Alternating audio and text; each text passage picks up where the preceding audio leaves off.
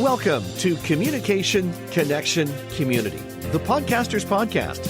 This podcast takes a deep dive into modern-day communication strategies in the podcasting space. We chat with interesting people who make the podcasting and speaking spaces exciting and vibrant. We also dive into the podcasting community with news, updates, latest trends and topics from this ever-evolving space. So strap in. It's going to be one amazing ride. Let's dive into today's episode. Well, we have two very special guests today. Our first guest is Chris Lipper, who is an inventor, author, small business coach, and consultant. He runs On the Bus, Small Business Owners Coaching. He has a very interesting story to tell. We're going to find out more about Chris and an event that he runs quarterly, but we have a big one coming up here in December. We're going to talk about that. And also joining us today, we have James Prokop, who is a CEO, business entrepreneur, and web designer with a passion for helping small businesses succeed online. He has the skills and knowledge to create beautiful functional websites that'll help your business reach its goals. And him and Chris work very hand in hand through something we call On the Bus. Gentlemen, welcome to the podcast. Thank you. Thank you for having us. James, when you said that you really wanted to get Chris on the show, there was no hesitation at all. I have attended the On the Bus virtual conference that happens quarterly. But before we get to that, Chris, you say you've got one heck of a story. So what is it that led you to this space that we're in now, where you have these virtual conferences and all these amazing things that you do under the On the Bus umbrella? Well, first and foremost, I need to remember, and everybody else needs to remember, that the trade shows are only part of what we do. That, what we have is a community for small business owners. And if you boil it down, I'm really a business coach. But what spun out of that were the conferences, and we started live. But just to rewind a little bit to let you know what got me here is I used to be a professional inventor, and I was a professional inventor for 15 years and have a dozen different patented products. And I learned a lot about multiple industries because each product was in a different industry, ranging from the pharmaceutical industry to the apparel industry and so many in between. So I got to learn a little about a lot along the way. And through that journey, I had a coach, which I dreaded, and I had a mastermind group, which I loved. And I learned quickly that entrepreneurs don't do well with one-to-one coaching. We're very good at manipulating the coaches because we're good at manipulating people in general. And the coaches generally are pretty desperate to hold on to the client. So I don't find the one-to-one model works great for entrepreneurs, but mastermind groups are tremendous because we like community and we like the respect we can share with the other entrepreneurs in our groups. And that's why I went that way. Certainly is an interesting point that you make there. I think the three of us have all had coaches to know that, and Chris, correct me if I'm wrong here too, that sometimes the coach is also, hey, I didn't do this when I was in business. Maybe you'll do this. It's kind of like you were trying to save people from making mistakes, which is fine. But then we also have coaches who don't really coach. They're just sort of a check-in point. And I would venture to say, and James, I don't know what your experience is, but both are not very effective. I agree. What we try to do is, so we offer our members one-to-one coaching prior to the meeting. So they come with a challenge. They come prepared for each meeting.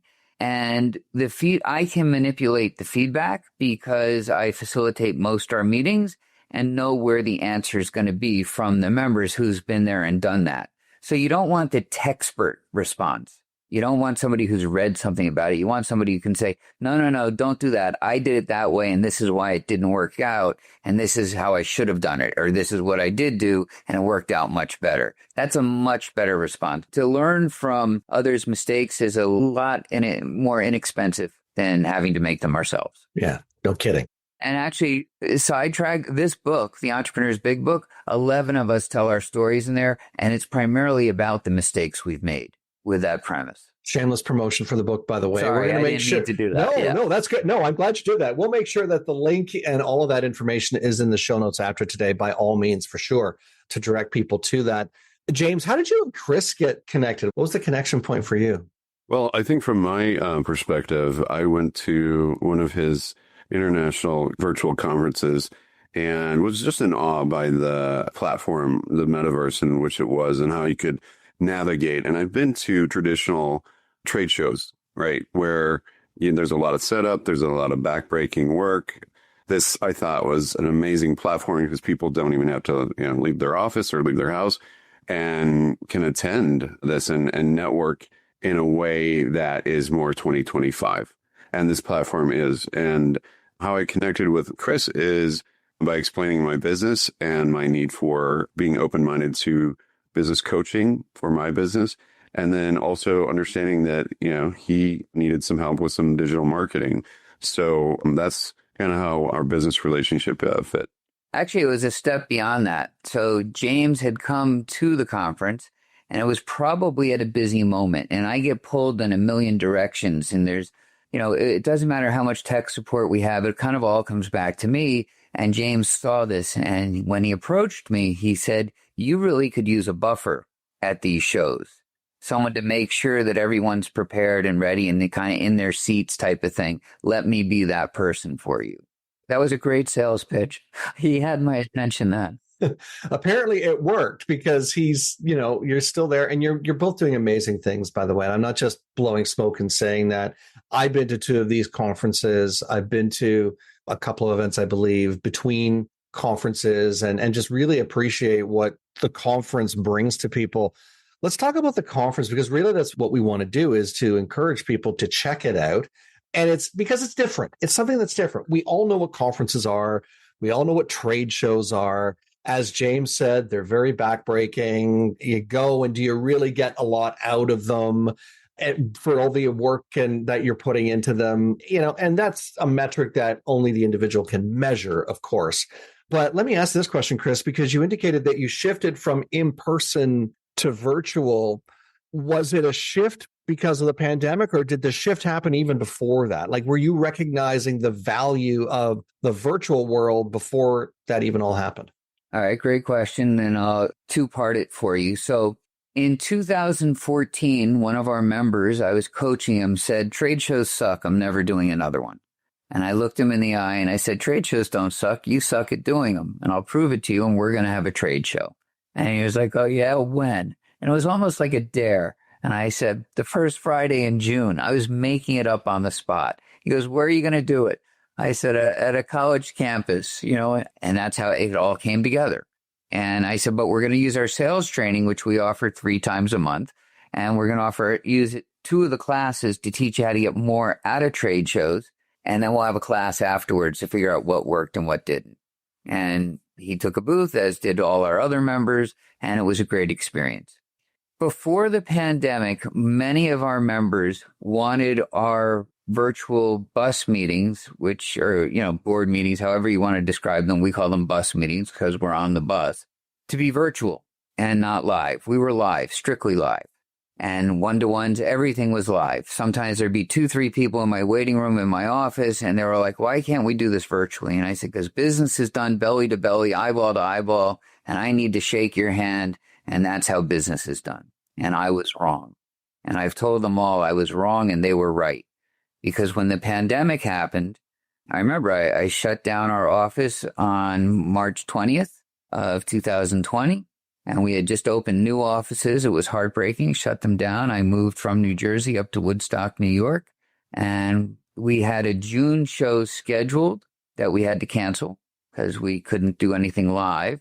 And we were always doing them in June and December at that point when we were live. And I figured, all right, we'll got to figure out how to do this virtual thing by December. And the first one we did on Zoom. And we stacked 40 breakout rooms. I was dating someone at the time who was great with Zoom, and she knew how to set up. We made all the backgrounds look like booths, and we made everybody's and it was terrific if you had an imagination. It felt like you were at a trade show if you had an imagination. They were really just 40 breakout rooms. And then we did one the following March. It was a 2-day one.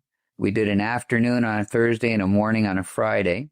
And we had traffic from all over the world. And Zoom called me up that Monday, someone from Zoom, and said, what are you guys doing and how are you doing it?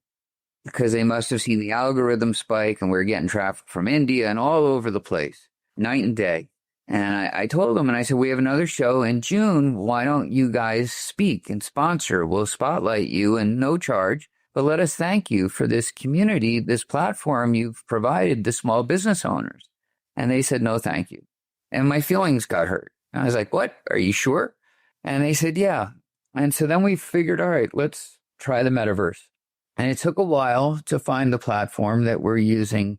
Well, we've had a few. I hired a consultant to help us find a platform that we thought could work. We had some specs we needed. We needed to make sure it was safe. We could get people out if we needed to. We needed to make sure there was video as well as the animation and some other things. But there were 4 primary objectives that we wanted met with the metaverse platform. And we did it a few times and it was great. There were some hiccups. No show's perfect, and live or on virtual. At one time we built a city called Lipperville. My email was themayoroflipperville.com. I missed that email address. But we broke the metaverse. Too many people came. We had too much traffic. We had a city with retail space and office space and a trade show floor and a theater district. And it was just too much. If you view the metaverse as a whole, like OPEC, right? Endless oil forever kind of thing. I know that's not accurate, but endless body of something. The browsers are the nozzle at the tank, and the nozzle is only so big. And the browsers can only handle so much traffic and so many assets. And so we gave up on having our own city and just went back to having the conference floor. And it's fine. It works. The kinks are, for the most part, out. There's always a problem with someone. There's always one person who has a bad show. And that's the one person I think of the next time, the whole time in between. And it's generally user error. We do like people to come in using Chrome, so all of our volume levels are the same. If somebody comes in with Safari with their car stereo going on their iPhone, it kind of ruins it for everyone and we have to kick them out. That's a long-winded answer to your question. And that's okay. I mean, I think there are definitely some, and I've been to the show a couple of times to know that there are, if you're not tech savvy, if you're coming as a guest, you might have some issues in learning, but you've got a great team that's helping people as they're coming in navigate the controls, because we're doing things we haven't done in years, and that's use our keyboards. We're such a mouse-driven world, technologically speaking, or if we're on a tablet, we're using our thumbs all the time. Using the numbers or the arrow keys on your keyboard, it's just, we don't think about that much these days, right?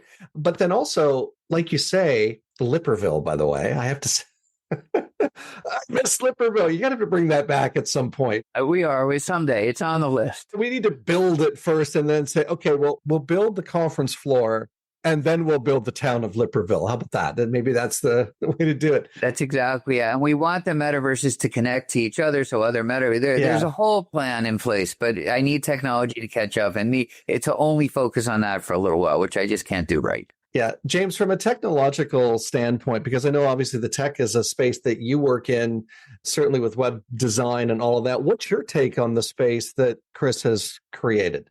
I think it's advanced. I think, he really knocked it out of the park when he created this metaverse, because like I said, I've been to several trade shows and I don't have to get into a car. I don't have to sit in 3 hours worth of traffic. I don't have to get on a flight.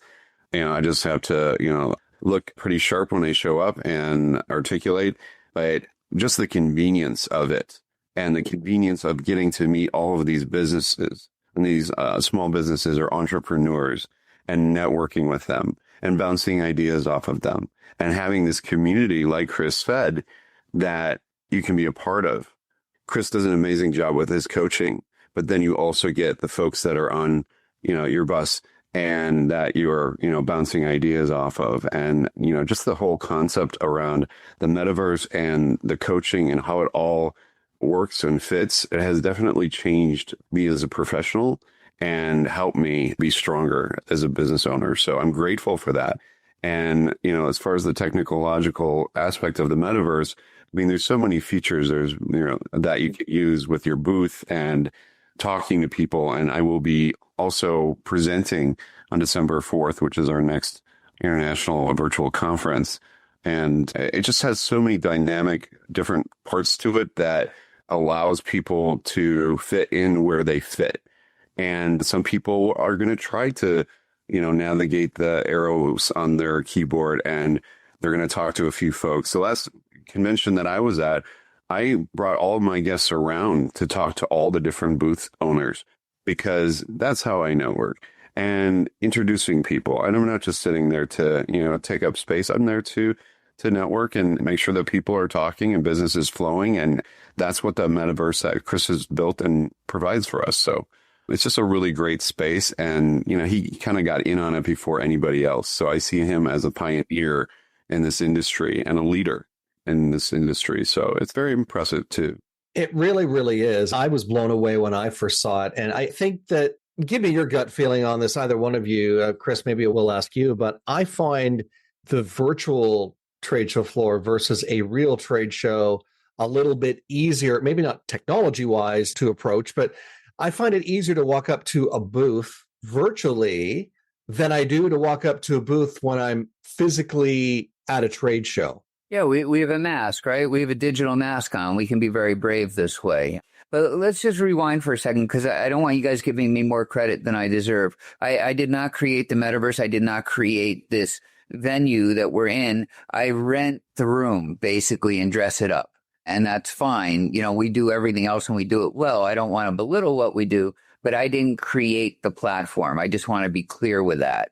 And this is our 28th show coming up. So we are very much a leader in this space. And that was not the plan. But I'm happy to be there and lead the way, and others can learn from our mistakes if they like. Yeah, absolutely. And I'm certainly glad that you shared that. Why don't we, if you're watching the video version of this, you'll be able to see, Chris is going to share his screen, but why don't we, for those who can't see it, let's just walk them through because this will be airing on, Apple and Spotify and some of the other audio platforms as well. But let's paint the picture in people's minds for what we're doing as we do this. I also want to bookmark something that James said. He had talked about his bus meeting. We'll come back to that because there's stuff we can do in the metaverse you can't do on Zoom and other platforms. But let's come back to that afterwards. But I'll show you the floor now. So sharing screen. So you should see it now. So this is where people spawn in, and we have 6 tech support here greeting people because we could get 100 people at a time spawning in, and they walk up the hall this way, and we assume they'll go straight, but you can go anywhere you want. You can go up the room, ramp there to the presentation room, and look, here's James, and this is James's booth. So, hey, James, give us a wave. Say hi. Hello. There you go. Yeah, so if you're hearing this, obviously it's, visuals don't work well on an audio platform, but basically Chris has entered this digital room and now he's using, on his computer, he's using his arrow keys to navigate the floor. By the way, when he walks in, there's a marquee at the top so you can kind of says what it's all about. And then there's individual booths. You can kind of walk around. And you see the blue line on the floor? Those are speaking zones. So let's go back to James. Let me go backwards. If you hold down the shift button, you can run. So James is standing outside his booth, and he might say something like, hey, Chris, how are you? What are you finding interesting at the show? And we coach them on how to have the small talk. And if I wanted to learn more about James and say, hey, James, so what do you do? He might say, well, come on into the booth and we can have a talk. So then we go behind the blue line and it turns green. Now we're in a speaking zone. So now we're having a private conversation. So the whole floor doesn't hear what we're saying. So we can talk numbers or, whatever. But then I go back outside the booth and I can walk the rest of the floor. And also, too, if you click on a lot of these booths, you'll see a video that can play. So it's not disturbing the rest of the metaverse or the conference. If you click on someone's video, then it plays on your screen and you can see that without disturbing anyone else. Oh, you're talking about the YouTube links. Yeah, we have that too, where you can click on a link and leave the floor without leaving the floor, if you know what I mean. And up top, we have presentations. So each of our exhibitors can present, and there's a presentation schedule listed here and other places on the floor. And then we have the presentation rooms up here. And by the way, this is 2 levels. If you were thinking of it as in a physical space where you have a trade show on a lower level, or maybe in a different room. And then basically what Chris has done is navigated up to the top floor or the next floor. How many breakout rooms are up there, Chris? 3? Yeah, we have 3 now. We had to add one at the last show. We were working with 2. Now we have 3. And the downside to that is there might be 2 presentations at the same time you want to make. We can't record them. You flip a coin and go to the one you want. But the nice thing is, if you don't make the presentation, you can still go later on and talk to the individual Yes. at the booth. Yes. Right. So it's not like you miss completely, because everyone who's presenting in that space as a speaker also has a booth, correct? Correct. And if you notice the back wall, we just opened some more booths. So the show is December 4th. And so there's a whole row back here of available booths. Yep, there's James waving. Very good, James. Thank you. James, you're very good at waving. He's well trained. He's figured out how to wave. He's figured it out. Yeah. So what we're looking at now is a bunch of empty booths, Yeah. which, by the way, one of those booths could be yours. And we'll make sure that we put all of that information in the show notes later so you can connect with Chris and his team to get a booth at the conference. We've talked a lot about the platform, Chris. We've talked about your background. I'd like to be a little bit more emphatic and just say, why should people attend? Why this event? What is it about, of all the events I could attend, virtual or in person, between now and the end of this year? This is being recorded in the fall of 2025. Why should I attend this conference? What do I get out of it as a business owner or as a consumer? What am I going to get out of it? Well, my first question is, why wouldn't you? Right? It's in between appointments. You pop in, you pop out. My favorite thing people say is, I'm only staying for 10 minutes. 2 hours later, they're still there and they've brought all their appointments with them. You never know who you're going to meet, right? Part of trade shows is creating luck for yourself. Jeannie Asante's done every show we've ever had since we were live. And every show she's made a new contact. One of her businesses, she sells solar. And she was in the New York area, but because of our trade show, she met someone and now can do all 50 states. And that was a big connection for her, right? So you never know who you're going to meet if you do trade shows right. And that's why we offer the training. Right. And thank you so much for sharing that, by the way. I wanted to hear it out of your mouth as opposed to me saying it. I can honestly say, with the two that I have attended, that I have landed probably 3 or 4 connections.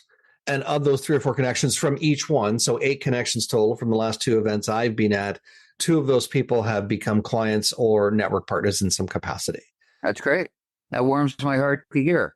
That to me is a success. And like you say, the convenience of doing it from your office or your home or wherever it is that you're working, you don't have to get dressed, fight traffic, whatever it is to, well, maybe get dressed, but you don't have to get gussied up to, look all, I've got my trade show gear on. Yeah. And you don't have sore feet and you don't have to lug a booth around or any of that. And what did it cost you to get those 4 clients? Time. Yeah. And to your point, Chris, you said 15 minutes, someone that's come for 15 minutes. I think the first time I was literally there because I had appointments throughout the day. So I came for 15 minutes, met someone, had a follow-up call with them later, but met someone in that 15 minutes, went and did some appointments, virtual, of course. And came back, made another couple of connections. And then at the end of the show, I think is also where the magic happens. I don't know if you want to talk about that or not. Sure. But yeah, so from that event alone, popped in, popped out, and again, still made some amazing connections. I wouldn't have met James if I hadn't been at the last show in the fall of 2025. So we wouldn't have made that connection. We've already developed some great rapport there. So you just never know who you're going to meet and what it's going to do. And I think if you look at people at events like this with dollar signs, you're not going to be successful. But if you look at them as it's a connection point, I'm learning, I'm meeting people, that's where I think the magic, in my estimation, happens. Am I right in saying that? Yeah, it's centers of influence, right? It's tentacles. It's people who can introduce you to the people you want to meet. And good for you. I like the stories that you've told, and I think you did the trade show the right way. You don't need to camp out there for 2 hours. But you can. You certainly can, but we don't want everybody coming at 2:00 Eastern because then it clogs everything up. So we don't mind it when people spread it out a little bit. Right. Let's talk about what happens after, because as I said, I think that's where some of the magic happens. Yes, the trade show is great. The breakout rooms are phenomenal. James and I actually met in one of the breakout rooms, which was great. Or one of the presentation you're not calling it a breakout, presentation rooms. We didn't have the right terminology here. I was going to let it go the first time, not the second. Yes, Carl came and listened to my entire presentation. I was very impressed. that he stayed for the entire thing and he sat down. And I bet you learned a lot about web design and digital marketing, didn't you, Carl? I did, but what's funny was I wasn't even planning on staying. I was just, again, navigating, and somebody said, I think it was you, James, that said, oh, this is how you sit down, press this button. And I'm like, okay, I was that. And I was planning on getting up and leaving, and you clearly captured my attention enough to stay there the whole time. So thank you for that, and thanks for the connection. James is great. And by the way, everybody out there should know he did our website, onthebus.biz, and James gets all the credit for that. And the blame, but mainly credit. And the credit and the blame. There you go. Okay, so let's talk about the magic after the show, because once everything is shut down, the event's not over. But we shut the trade show floor, the breakout rooms are done, and then you invite people in. So we've done this now 28 times the same way every time, and it started on Zoom. And what we do at the end of the show is we go back to Zoom. And so we ask everybody to leave the floor, and we have a link up top. It says go to, where you can go to our Zoom room. So everybody on the floor, exhibitors and anybody who's there, we chase up to the Zoom room for an hour of networking where people can say who they are, what they do, and we ask them for feedback on the show and what we could do better next time. And we get great advice and great feedback. One we're wrestling with now, and James, maybe you and I should talk about this. I listen to James a lot. He's got great input. And Carl, if you want to give feedback, is not having presentation rooms and letting people present in their booths instead. But I don't know. I think it's better to have the presentation area, and that's why we're doing it still. But it's come up a couple of times of just letting the presentations happen in the booth. My feeling is people can do whatever they want in their booths. That's true. So if you're listening to this or watching this, I think you need to come to the event to see what Chris is talking about, because it sounds like you're going to continue to do the presentation rooms, at least for this go around. We're set up for the next show, yeah. And I just put the link in the chat to register. Yeah. And it's on our website, onthebus.biz. Yeah. So onthebus.biz, and we'll make sure the link to register is there. But I think that to get a good feel for what Chris and James have been talking about, and I do have an opinion based on in-person trade shows, but I think that if you're hearing this or watching this, come to the event. That's the big thing. But yeah, so my personal opinion is I think they need to be separated, because if I want to have a conversation with you at your booth, I want to have a conversation with you at your booth. And I don't want to come at the wrong time thinking that there's a presentation. I might have a small window of time to do that. So that's my gut, but I know that other people have different feelings. James, what are your thoughts as we unbundle this together? Who knew we were going to take this time to do that? And yes, I mean, I think you both bring up excellent points. I like the fact that there's a presentation space so that you have a chance to really present, share a screen. Some booths don't have that depending on where you come in at. But I mean, some people will gravitate towards the presentation area. Some people, you kind of have to check all the boxes and see how people are going to respond. Some people are going to go to each booth and connect with people. Some people are going to walk around. Some people are going to, connect via LinkedIn. So you really, there's so many different elements to this amazing international virtual conference that you can participate in with, like I said, without even getting into a car and being in front of all of these decision makers and small business owners. It's just a really good platform all around. Some people never leave the presentation area. They never make it down to the floor. They go up there and just bounce from presentation room to presentation room, which I find interesting also. So there's more than one way to look at this, but the big thing is On the Bus International Virtual Conference, 2 till 6 Eastern, or 11 till 3 or 11 to 4, I guess it would. No, 11 to 3, that's right. 11 to 3 Pacific. Math is hard. It's 2 to 5 Eastern with an hour of networking afterwards, or 11 to 3 Pacific with an hour of networking afterwards. You definitely want to make sure you're there, as I said, if for no other reason, the connections you're going to make. And again, I can't say this enough. It's not rocket science. If you're the type of person who is about connecting with people and about making a difference, not just for you, but for the people who you serve, this is a great way to do that. And you will meet some of the most amazing people on the planet. Outside of the planet, because we're in the metaverse. We're in the metaverse. Yeah, we're beyond that. I'm going to give James, I'll give each of you a quick final thought. James, we'll start with you. Quick final thought before we wrap things up. Yes, we also do have training to the metaverse, a link on the website in the footer of every page. So if you need extra training on that. But overall, I do encourage everybody that's a small business owner to attend, bring a colleague, bring a friend with you. And like I said, we have the link to register in the podcast notes. So you can do that or go to onthebus.biz and register there and just have a really good time and network and increase your network. And who knows, maybe you even might sign up with On the Bus and Chris's business coaching. All right. Excellent. And we should mention, by the way, this is a free event. If you're a vendor, different story. But as an attendee, you can come for free. So if you're wondering, can I afford this? Yes, you can't not afford it, I guess is really a good way to put it. Chris, I'll give you the final thought. I have two thoughts. One is every Monday, we have a networking group on the floor so people can practice. They can dress up their avatar. They can get used to using it. There's no charge. Come, it's 12 o'clock Pacific time, 3 o'clock Eastern, and experience it. Then you're ready to go for showtime on December 4th. James brought up a point earlier that I wanted to go back to, that we also use the metaverse for our coaching. So we do mastermind groups, and that's how we coach, where we have up to 8 owners together once a month for a 4-hour facilitated meeting. And we do this virtually, but we don't use Zoom anymore. We're now using the metaverse. And the reason is we have an advantage tool in the metaverse, and we can invite an AI bot into the meeting with us. And I can upload data on each member into the bot. And we're developing this platform. So now the feedback doesn't just come from the 7 other owners in your group, but also an AI bot. And it's fascinating because it gets to know the owners and the personalities and the numbers. And it's just very interesting where this whole thing's evolving to. Wow. Fascinating. Again, we're going to put the links for Chris and James, and of course, On the Bus, December 4th, International Virtual Conference, 2 to 6 or 11 to 3, if you're in Pacific time zone. Gentlemen, it has been an absolute pleasure. Thank you so much for being on the show today. Thank you. Thank you for having us. And hey, thank you for being a part of the show today. So glad you could join us. Believe it or not, I can't work this magic by myself. So thanks to my amazing team, our audio engineer, Dom Carillio, our sonic branding genius, Kenton Dilborowski, and the person who works the arms, all of our arms actually, our project manager and my trusty assistant, Jillavel Tiongo, known to us here simply as July.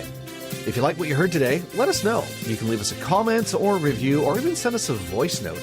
And if you really liked it, we hope you'll share it with your friends and your colleagues.